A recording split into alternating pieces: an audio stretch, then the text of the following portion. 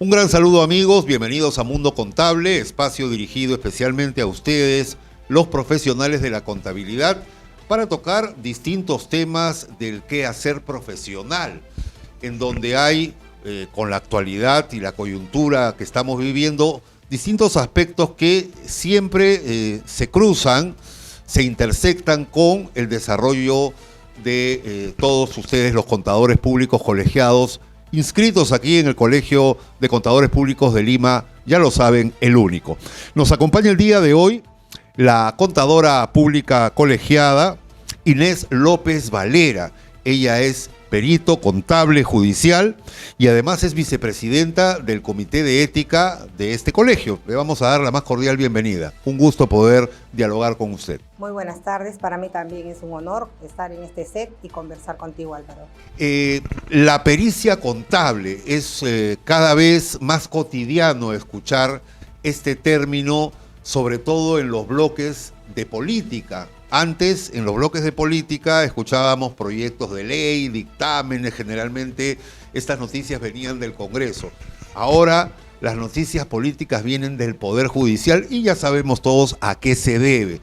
La corrupción ha crecido de tal manera y se ha sucedido régimen tras régimen que finalmente ha copado las noticias casi en su totalidad.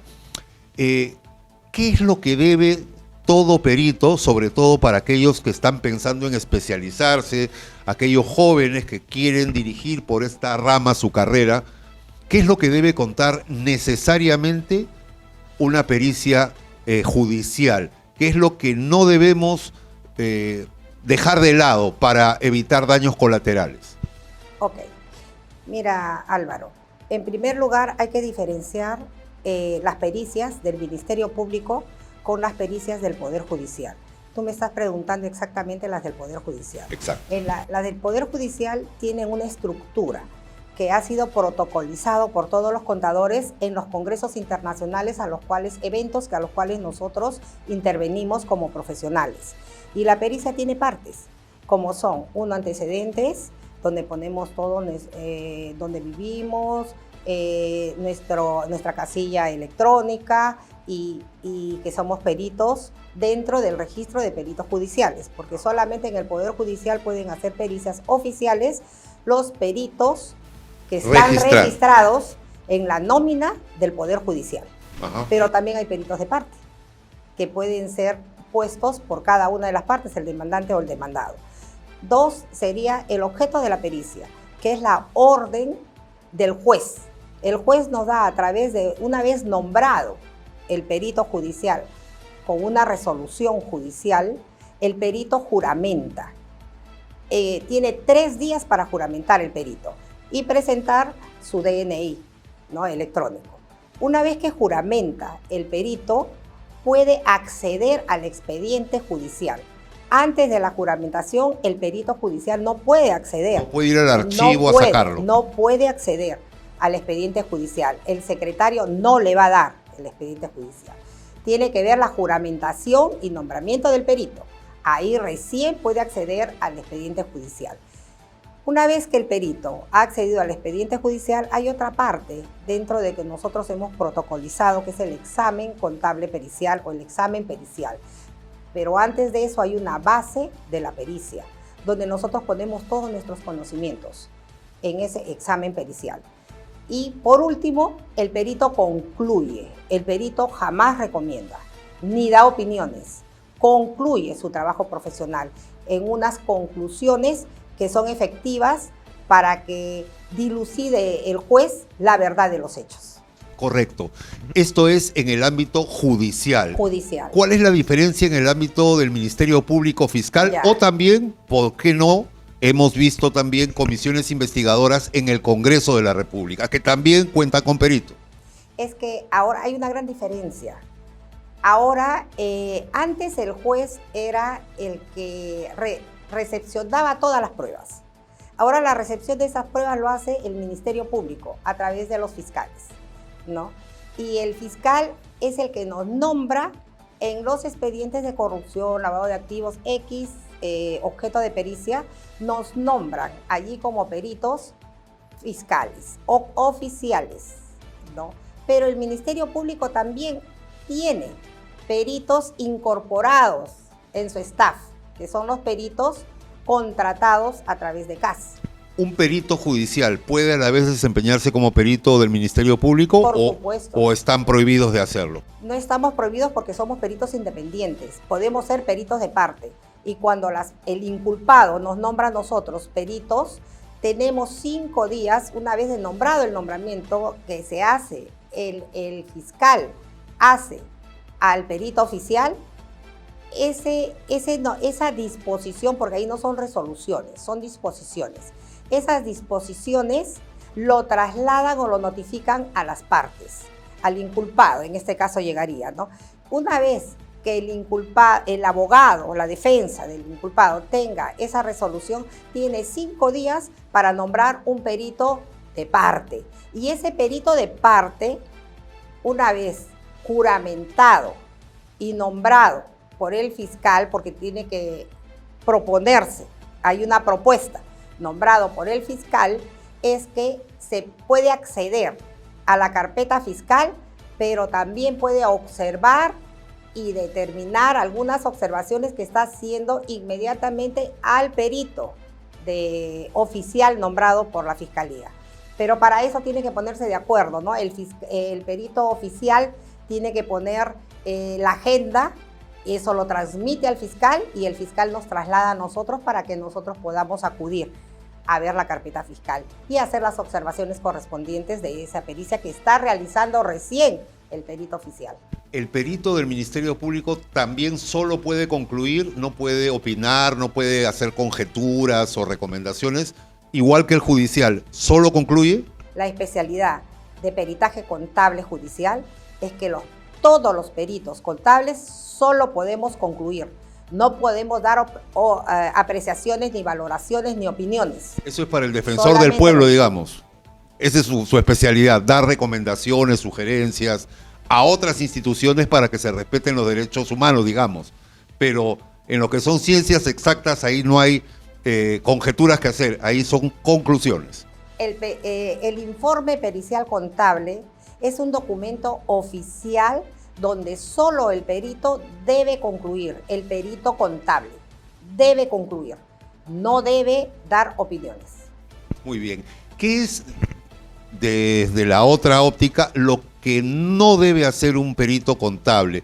¿Qué es lo que hay que evitar de manera exhaustiva para, como se dice, no contaminar, por ejemplo, la cadena de custodia o algunas otras pruebas que podrían ser mal utilizadas por la defensa de la parte contraria a los intereses del Estado, que finalmente podrían o traerse abajo el caso o, en el mejor de los casos, dilatarlo a expensas de que se pueda beneficiar el acusado y obtener, por el paso del tiempo, una prescripción?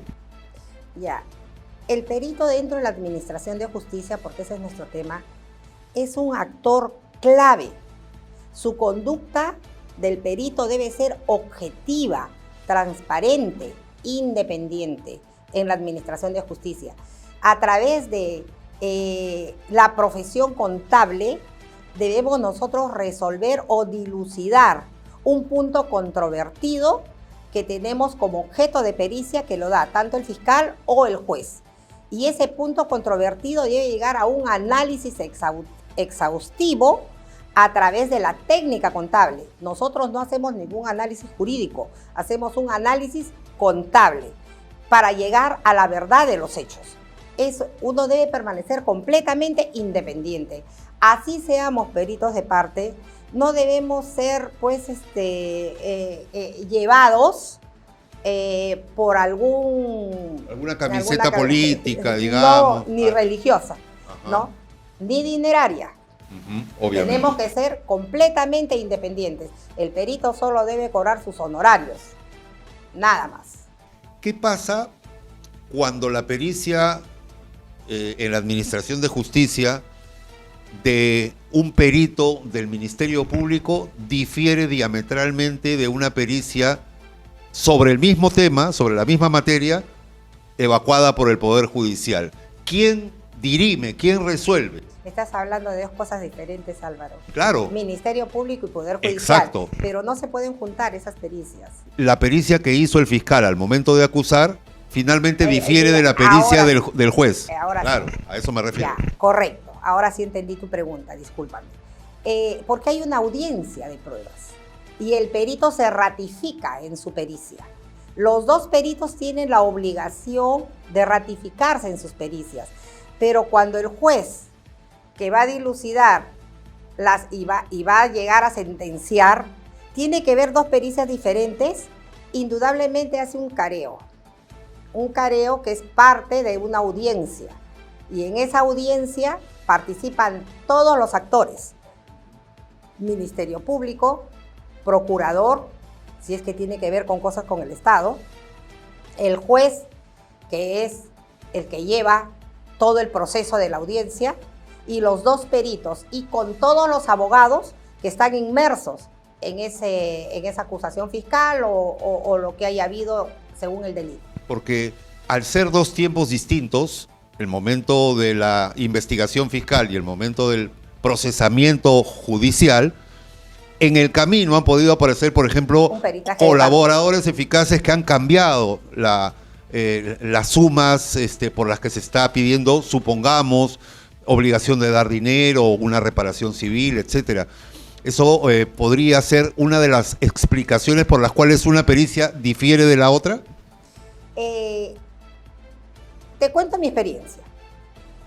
Hace 12 años yo realicé una pericia en el Poder Judicial de lavado de activos. Y recién, hace una semana, me han llamado para ratificarme en la pericia.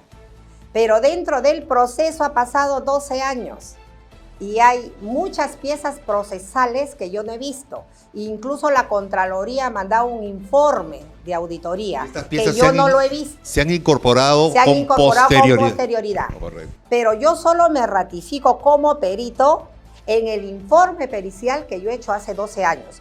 Pero si el juez, o en este caso el fiscal que me nombró en ese entonces, me dice que actualice la pericia, lo puedo hacer. Correcto. Y ahí habría que esperar otro tanto. Porque son 8 meses, 6 meses de los plazos procesales. Claro. Muy bien.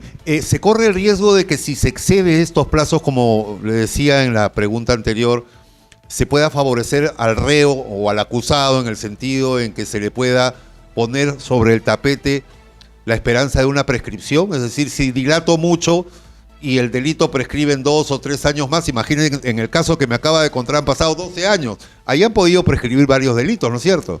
Pero esa es una pregunta jurídica. Yo soy perito, soy técnica nada más, Álvaro. Correcto, pero digo, una pericia muy extendida, no por culpa del perito, sin duda alguna, sino por culpa de los operadores de justicia, podría traer ese problema, ¿no es cierto? Eso lo decide el juez o el fiscal. Correcto, correcto. ¿Cuántos peritos tiene el Perú? Y me imagino que, como suele suceder con los médicos, como suele suceder con los tecnólogos, todos están concentrados en Lima. ¿Qué hacer con los peritos en Madre de Dios, en Huancavelica, allí donde de repente no llega el Estado, no hay presencia del Estado y menos de los operadores de justicia? Eso es algo que hay que informar bien, Álvaro. Mira, nosotros nos movemos por distritos judiciales. Yo pertenezco al Distrito Judicial Lima, donde operamos 170 peritos en el registro de peritos judiciales. Pero hay otra nómina en el Ministerio Público que no nos llaman, porque ahí tienen peritos que están inmersos y pertenecen al Ministerio Público. Nosotros hacemos en el Ministerio Público peritos de parte, pero así como yo pertenezco a Lima, también hay distritos judiciales. El Poder Judicial está por distritos judiciales y en cada distrito judicial hay nómina de peritos. O sea, pero yo también puedo participar, por ejemplo, en el Cono Sur, en el Distrito Judicial del Cono Sur. Puedo inscribirme y pasar toda la selección y evaluación que hace ahí el Poder Judicial, a través de mi colegio profesional, por supuesto. Pero en cada distrito judicial hay peritos. Yo pertenezco a Lima. Muy bien. ¿Es indispensable para la labor de un perito el levantamiento de la reserva tributaria y del secreto bancario? ¿Son dos herramientas fundamentales para que ustedes puedan llegar a la conclusión de la que hemos hablado? Sí, es muy importante. El Ministerio Público levanta todo el secreto bancario, tributario, SUNAT, ahí hay todo bursátil. Por todo. Eso lo hace a través del juez que en ese momento está de turno, ¿no? Y lo hacen. Y eso nos facilita a los peritos nuestra labor técnica contable. ¿Qué obstáculos suelen encontrar los peritos? Empecemos con los pasos del Ministerio Público en la parte de la investigación fiscal. ¿Cuáles son las, herramientas que no se les facilita? Como hemos visto en varias declaraciones que hay quejas de que no se les facilita determinada información que les impide llegar a una conclusión. ¿Qué es lo que usted en su experiencia ha podido identificar? Depende del profesional. Yo he trabajado en el Ministerio Público, justamente en la oficina de peritos, y yo nunca he tenido ningún obstáculo. ¿Por qué? Porque cuando yo no encontraba la pieza procesal como para poder, con mi técnica, poder llegar a una conclusión, el análisis contable, poder hacer, por ejemplo, los documentos contables, generalmente están en software, esos no están en la carpeta fiscal. Yo le he hecho mi requerimiento y le he solicitado al fiscal que está a cargo de esa carpeta fiscal hacer un acta in situ y dirigirnos a la empresa, dirigirnos a la persona para poder ver la contabilidad desde la oficina donde se encuentra ese software. Y eso es lo que he hecho. Yo no he tenido ningún impedimento. Y depende del profesional y la experiencia que tenga el profesional para poder armar su peritaje, para poder analizar. Yo siempre he hecho requerimientos con los fiscales. Si bien es cierto, y en este programa hemos tratado con otros destacados profesionales el tema de las herramientas estandarizadas, de normas internacionales financieras y contables, me imagino que un caso complejo como el de Ecoteva o como el de Panama Papers, por ejemplo, le hace difícil a un perito evacuar una conclusión final, porque ya no depende del sistema nacional, sino del internacional, y ahí a veces podemos encontrar, o ustedes pueden encontrar, mejor dicho, estos obstáculos a los cuales me estoy refiriendo. ¿Esto es verdad? Depende la información que tengamos nosotros. Nosotros hacemos informes periciales con la información que nos brindan, pero si no nos brindan información, tenemos que poner observaciones a nuestra propia pericia, que no nos han brindado información en el tiempo correspondiente, porque la pericia tiene un plazo y tiene un tiempo, ¿no?, para poder presentarla. Si en ese tiempo yo no he llegado y el fiscal me dice presenta tu pericia, tengo que presentar la pericia con lo que tengo en la carpeta fiscal y con la cantidad de requerimientos que uno hace. Sencillamente ahí tiene que el fiscal también que movilizarse y tratar de que ese requerimiento que hace el perito nos facilite al contador, porque si no, ¿con qué herramientas nosotros podemos hacer el informe pericial y analizar sobre todo, es decir, las cuentas? La conclusión puede ser que no hay ninguna conclusión o que no se puede llegar a una conclusión por falta de herramientas. Una conclusión limitada tenemos. He tenido pericias donde he hecho conclusiones limitadas. Además de las herramientas contables, ¿qué otras herramientas o qué otros medios probatorios pueden tener ustedes? Los peritos tenemos que conocer, aparte de los principios contables, aparte de las normas internacionales, las normas éticas, también tenemos que conocer todo lo que nos concierne al nuevo Código Procesal Penal, todos los artículos que tengan que ver con el peritaje, el nuevo Código de Procedimientos Civiles, el Código Civil y el Código Procesal Penal. Eso es lo que tenemos que hacer. Y la Ley Orgánica del Poder Judicial, donde a nosotros nos denominan en el Poder Judicial como auxiliares de justicia. Y eso nos da a nosotros una potestad para hacer pericias oficiales en el Poder Judicial. Si bien es cierto, todos imaginamos que los delitos de corrupción de funcionarios son los más complejos, pero me imagino que los más recurrentes casos en donde hay que formular conclusiones luego de un sinnúmero de pericias es en los casos de familia. ¿Esto es correcto? Es correcto, puede ser correcto. Casos de alimentos, por ejemplo. Casos de alimentos, que sí, he tenido casos de alimentos, pero que donde empezamos con la sentencia, ¿no? La sentencia, la resolución judicial que el juez en donde ha sentenciado y ha puesto pues la pensión alimenticia al menor. Y desde ahí se empieza si es que ha cumplido el padre con esa sentencia judicial, que a veces pasan 2, 3 años, hasta 10 años he visto, ¿no? De que pasan lo que el padre dice, me quedé sin trabajo, y si fue 1.000 soles, en la sentencia judicial que tenía que pasar alimentos pasa de 500 soles, 400 soles, y nosotros tenemos que estandarizar hasta el final, hasta que presentemos la pericia, ¿no? Hasta el día que presentemos la pericia con los intereses legales correspondientes. Correcto. Ahí había un callejón sin salida hace mucho tiempo para muchos padres que sí habían cumplido, pero por ignorancia habían simplemente o conservado un voucher o simplemente lo habían descartado, lo habían desechado y no tenían cómo probar que sí le habían depositado en una cuenta, sin escuchar que lo mejor que se puede hacer es consignar en una cuenta del Banco de la Nación. ¿Qué pasa en esos casos? Es difícil probar, por ejemplo, si la contratan como perito de parte para un padre desesperado que dice, me maté trabajando, le deposité, pero la señora y su abogado dicen que no reconocen el depósito porque no hay cómo probarlo y no tengo cómo probarlo. ¿Qué hacer en ese caso? Lo dio en efectivo.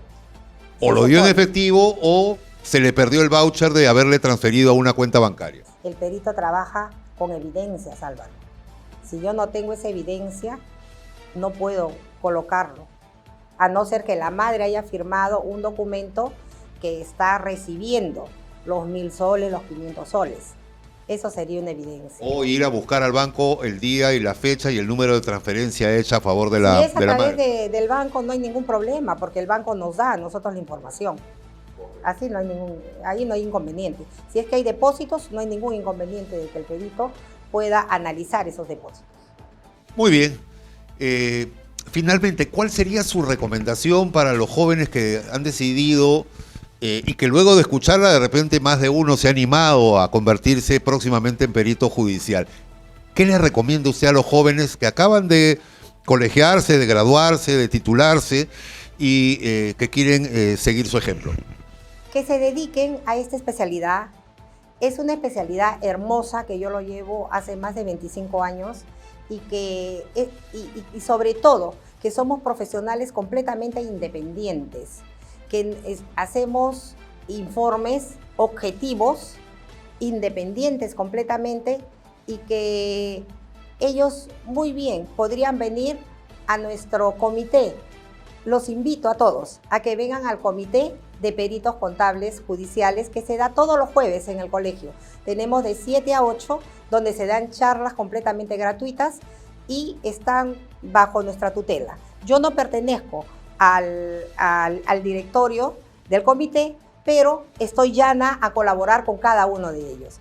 Soy docente universitaria y también emulo a mis estudiantes para que hagan sus tesis, ¿no? Sus tesis en peritaje contable. Y estoy llana a colaborar con cualquiera de ellos. Solamente vendrían al colegio, les daría mi correo electrónico y les ayudaría, los capacitaría en esa área. Para que puedan llegar a una conclusión en un informe pericial judicial, ¿no es cierto? Por supuesto. Muy bien, hemos conocido algo más gracias a Inés López Valera, contadora pública colegiada, vicepresidenta del Comité de Ética del Colegio de Contadores de Lima, el único, y le agradecemos por su presencia. Ha sido muy valiosa su colaboración y el compartir sus conocimientos. Muchísimas gracias al Colegio de Contadores, a ti Álvaro por la entrevista. Muy bien, muchísimas gracias y gracias a ustedes amigos por estar una vez más en Mundo Contable. Será hasta la próxima.